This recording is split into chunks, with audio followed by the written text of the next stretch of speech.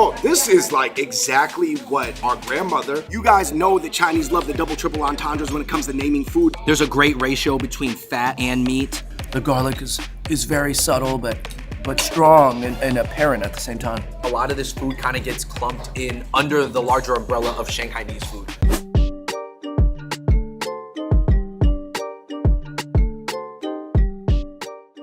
You hear about China every day in the media, in some good ways and some bad ways, but lately it's probably been more of the latter.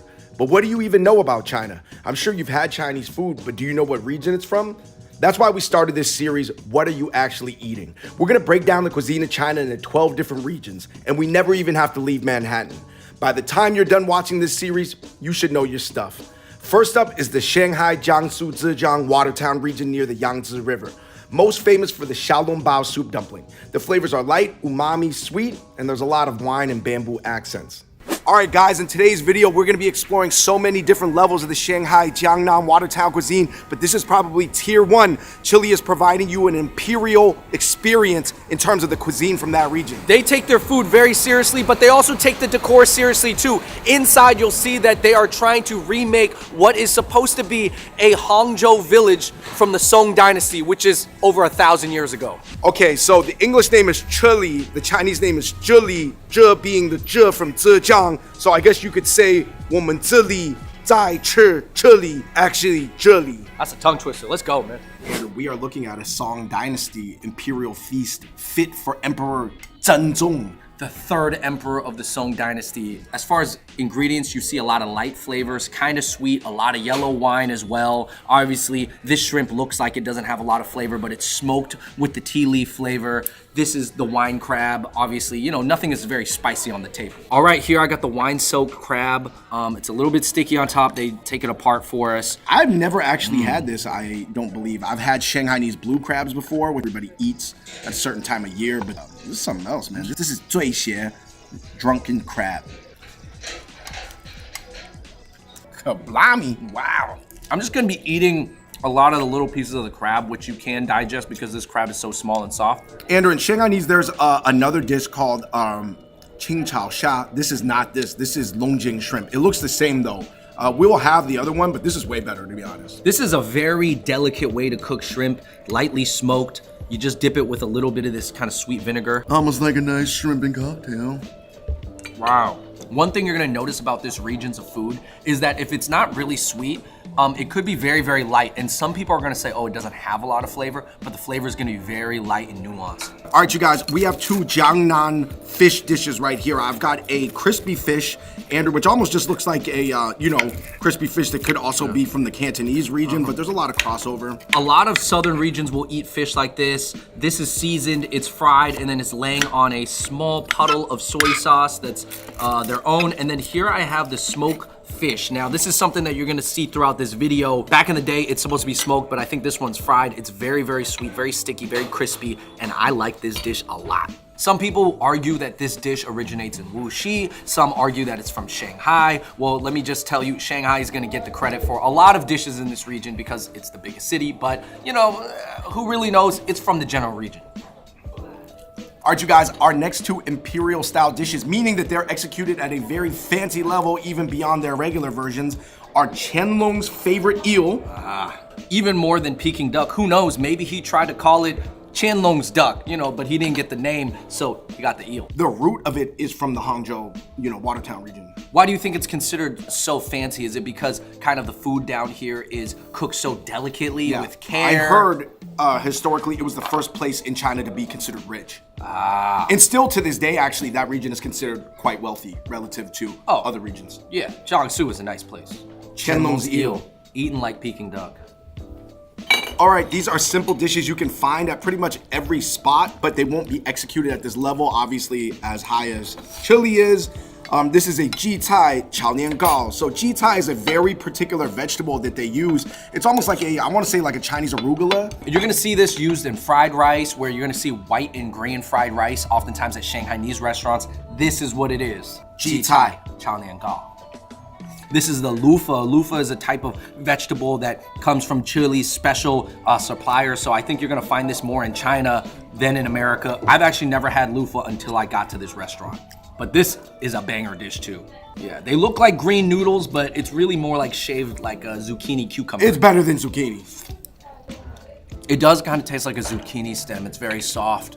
The garlic is very subtle, but strong and apparent at the same time.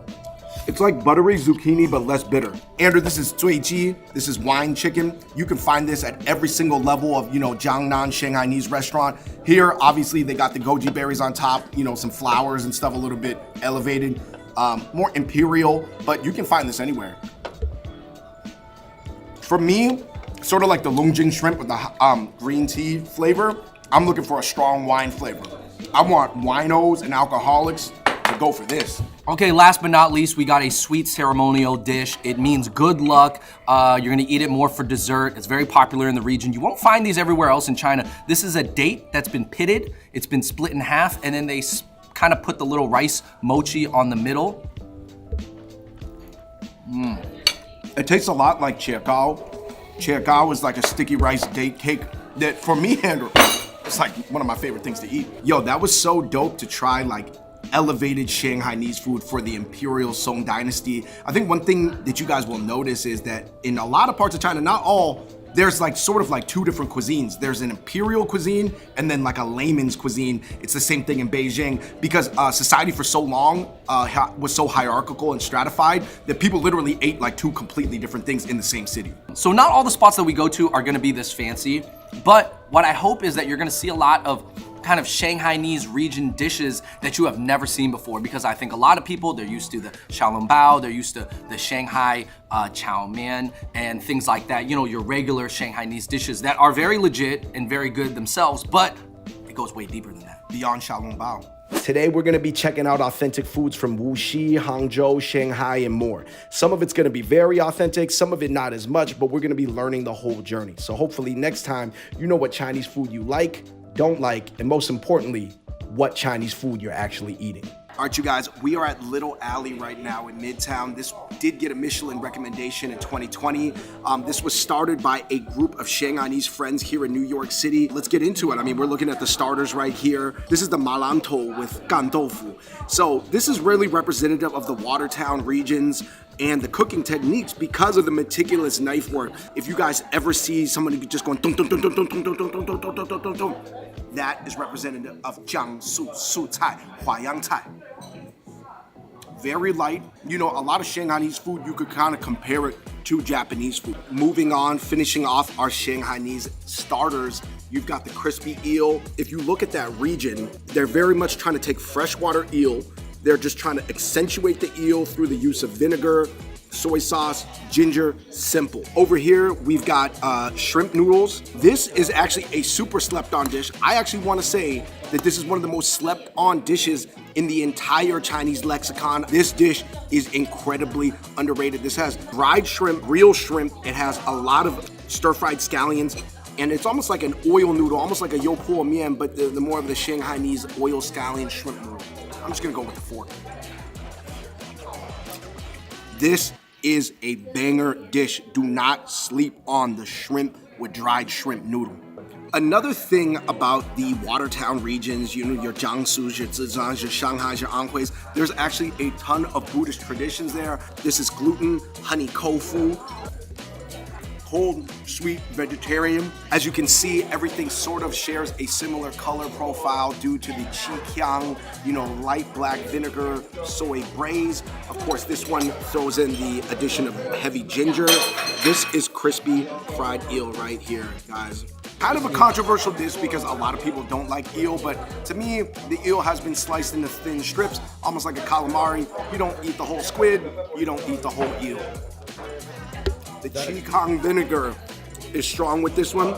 I've got to say, between this and the shada mian, these were my two favorite, easily 5 out of 5. All right, you guys, the mains have arrived here at Little Alley. Like we said, there used to be only 4 main Chinese cuisines. It was Lu, Su, Yue, and Chuan, right? So Lu and Su, they kind of compete to see who's like the originator of all Chinese food. This is Su, Jiangsu. Lu Guo was more like Shandong. That's where Confucius is from, also where our mom's from. But our grandma is from the Su side. So shout out to Jiangsu. Sucai, which is what we're actually talking about in this video, breaks down into a bunch of different subdivisions.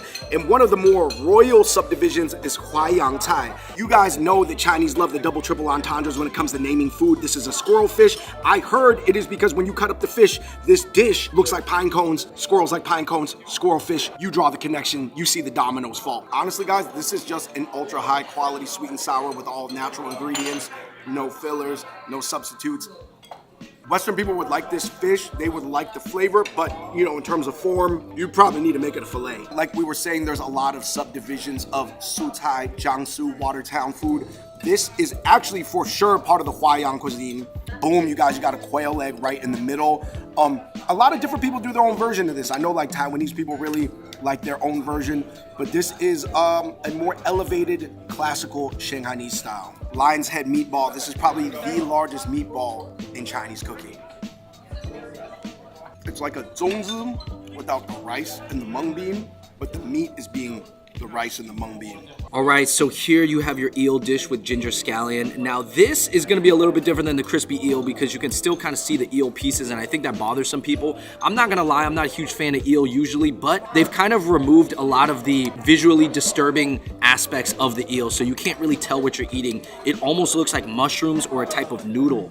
Dongpo roe, this is the red braised pork belly, and this actually, the story behind this is really interesting. It's named after a guy named Su Dongpo, and he was like a famous poet and writer and pharmacist back in the day. He perfected this recipe, and that's what I love about Chinese cooking, is that there's just so many stories behind it. Now, whether or not they're 100% true, we'll never really know, but the fact is Chinese love their stories and they love their meaning.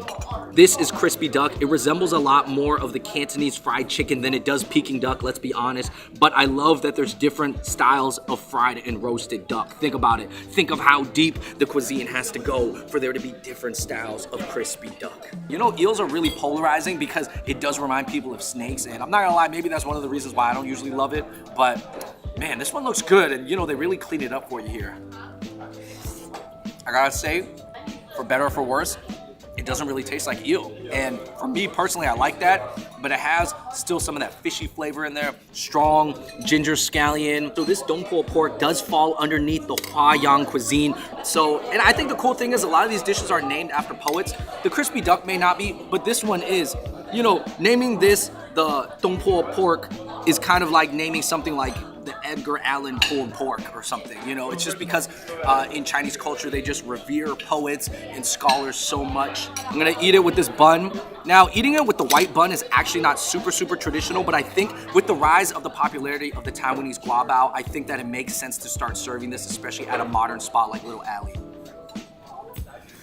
Another trait of this dish is that the pork is so soft I can chop it with my chopsticks. There's a great ratio between fat and meat. And I know that it's red, so it looks very sweet and sour, but actually the flavor's pretty light. I might even have to drizzle some of this chili oil on top. Ooh! And just eat it straight up. Wrapping up here at Little Alley, like I said, I would say the dishes here are a little bit more centric on the royal, sort of like festive, a little bit fancier than your average Shanghainese spot type dishes. We're looking at the tangyuan, which is something that you eat during, you know, Lunar New Year, Chinese New Year. They're filled with sesame balls. I happen to like the coconut milk version, you know, which is more southern of me, but these look really like they have a good ratio. Let me get in there. Actually, the wine flavor is very subtle here. Some other tangyuan soups have like an incredibly wine flavored version. There's no real standardization on this. There's like maybe like 10 to 20 different kinds of tangyuan. You can get little ones, big ones, different flavorings.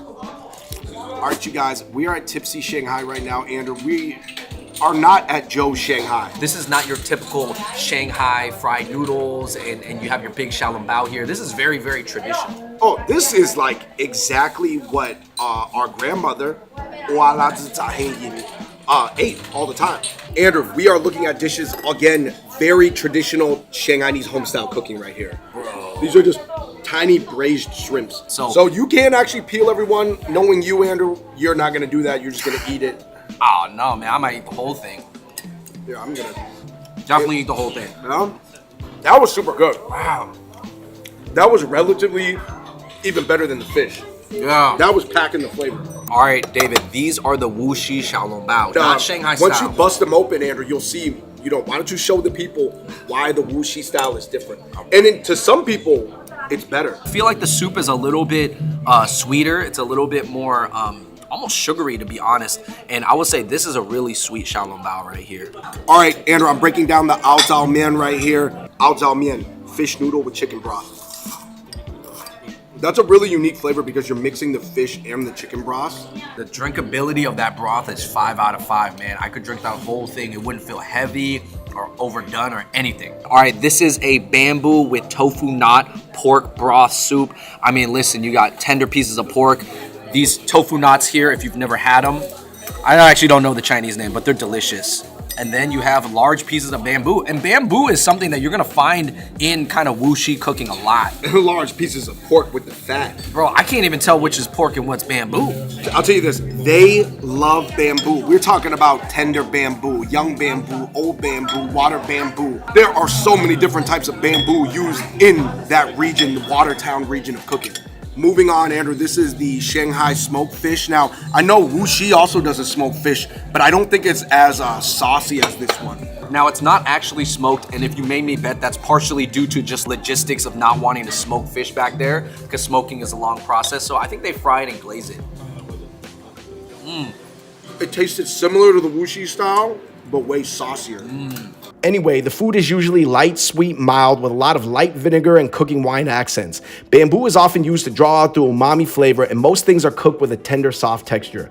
The main focus is maintaining the original flavor of the item being highlighted, whether that be a meat or veggie. All right, everybody, that wraps it up here at Tipsy Shanghai, but we got another spot to go to. So we're here at 3 Times. The owner is from Hangzhou. The owner of the previous spot was from Wuxi. So this is pretty interesting. So they all have Shanghainese food on the menu, but they all have a few things that represent their very ultra-specific city they're from. Andrew, leading off, it's the Nuro Fensi Tang. This is Hangzhou only. I heard that this is the #1 breakfast in Hangzhou, not in Shanghai. Hangzhou. Right. You know what? I've been to a lot of Shanghainese restaurants and I've never seen this dish until I came here to 3 Times, where the owner makes it a point to serve certain Hangzhou dishes because he wants to rep the hometown, because maybe a lot of people, they're not familiar with Hangzhou food. And there's not a lot of Hangzhou restaurants. You know what the interesting thing is, Andrew? Shanghai is the most dominant city in that region, but Shanghai itself is not a water town. Hangzhou and Suzhou are water towns. So this beef soup is pretty simple. You have the funsi, and then you have your sliced beef, and it's kind of like a spicy soy sauce broth right here. It's very, very simple. Great for breakfast, gonna get you started on your day. This is a dish that actually is popular in Nanjing, but like I feel like not popular in America. Nanjing Yazi. Yazi is duck, Nanjing ducks. It's a cold duck dish. Listen, it's not bad, but by all means, it is a cold sauceless duck. This is also very unique, very Shanghainese. This has got radish on the inside. Wow. And some salted ham, I believe. And then over here, Andrew, we've got ones that are, I've got more of a sweet pastry over here. You know, these were the hottest out of all the things, man. So these are Shanghainese, what they call, I believe they call clamshell pastries. Very crispy and flaky. Overall, pretty good. So what's interesting about these Shanghai huanduan, huanduan is how you say in Mandarin, how you say wonton. Let me show you. On the inside, Andrew, they have this very particular vegetable called ji cai. And it's almost got its own flavor, almost like a sharp arugula. And I love how the wonton broth has a little bit of wine in there. Like we said, Shanghainese food, very heavy on the wine. Stir-fried rice cakes with pork. This is a popular dish that you would probably find at any standard Shanghainese spot. Between the restaurants of Tipsy Shanghai and 3 Times so far, you can tell that the flavors are a little bit lighter. It's cleaner. There's not too much grease. There's not a lot of spice either, but overall, very, very easy to eat. Here, we have the very traditional Shanghai Xiao Mai. They look just like the Cantonese Xiao Mai, like the siu mai that you'll get at dim sum, except it's the sticky rice and pork mixture inside instead of pork, shrimp, and mushroom. Let's take a look. It's the same wrapper though, top's open. They dropped the top. These you will find at all times in the morning. I mean, this is like essentially a rice dump. Last but not least, David, we have the second most famous bao from the Shanghai region, which is the Shenzhen bao. David, do you know if the filling is usually pretty similar to a Xiaolongbao? I feel like it is. Yeah, it does feel like it's still got the same braised meat, Shenzhen bao. Oh, I'll tell you here at 3 times, these are really good. I don't even like Xinjianbao, to be honest, everywhere I get them, because I think it's such an easy dish to mess up, because there's like steaming elements and frying elements. But this one is good. I would say 3 times has an amazing ratio of bao to meat to fried side. Bao is fluffy enough, but it's not too fluffy. Man, this one's good. All right, Andrew, we're wrapping up here at 3 times as we continue our sort of Shanghai, Jiangsu, Zhejiang, Anhui crawl. What was your favorite thing? Honestly, my favorite thing here at 3 times, you know, like we said, this is kind of like a Hangzhou spot, are these clamshell pastries. Those were really good, and especially try the radish one with ham. My favorite thing here that you got to get is the Shenzhen It's just fluffy enough. The size is right there. It's crispy on the bottom, just enough juice. Hey, overall, guys, you know, they still got some dishes here at 3 times, again, that are 正好吃. All right, you guys, so we are at 456 New Shanghai Restaurant. This is really representative. Basically, the New York style of xiaolongbao is gonna have a lot more juice. The skin is gonna be thicker to accommodate the larger size to prevent it from breaking. But even versus a Shanghainese style, I think that the oil and the gelatin is gonna be much thicker. To be honest, you know, after looking at a lot of people's tables here, they're not really making it beyond the xiaolongbao or maybe the fried chow mein, you know. They're keeping it super basic. Now, here's the thing about Shanghainese food in America. It's really interesting because that overall Shanghai region, like we've been talking about in this video, has like hundreds of dishes. But most people in America, when they say they like Shanghainese food, they're really only talking about 3 to maybe 5 different dishes. So actually, guys, if you guys have ever been to a Din Tai Fung from Taiwan originally, but now globally, they have restaurants everywhere, you're gonna find a lot of these dishes because Din Tai Fung, despite being from Taipei, Taiwan, is Shanghainese based. So for example, this is Tai Tiao Yu. This is a seaweed fried fish specific to the Shanghai region. You probably could get it around Shanghai, but really this is where it's from. We are at a New York style Shanghainese restaurant, which is a little bit more Americanized. They do give you the salt here. This is authentic. So it's really interesting. Everything on the table here is authentic, but it just looks different slightly in form. This is actually a Shanghainese dessert right here. I think they also eat it in Ningbo, if I'm not mistaken. This is very traditional. I do not think a lot of young people would order this. This would be something definitely for the older crowd. This is zuiqi, aka drunken chicken. And man, this dish really also epitomizes the region because it's so light and it just uses wine as the primary flavoring, keeping the ingredients, whether it's the shrimp or the chicken, in such a clean format. I mean, that is very, very, very emblematic of the Jiangsu region. All right, and our last appetizer here, we have the aromatic beef. Now this is like a kind of boiled beef shank that's been marinated in some seasoning. I'm not gonna lie, some other spots, they give you like a side dip, you know, something for you to put it in, some vinegar or soy sauce, but they're just telling you just to eat the beef straight up. I thought that beef was gonna be dry. It is not. I'm feeling the aromatics. You are looking at a zhuti, a pork pump, aka a pork shoulder right now. Now, this is a pretty authentic dish. I wanna say the color, you know, it's a little bit more red at the New York Shanghainese spots. If you wanna talk about fatty Christmas hams, guys, can't beat this. Guys, Shanghai has everything from xiaolongbao to gigantic pork pumps. Visually, they look different, but flavor profile-wise, pretty similar, gelatinous pork.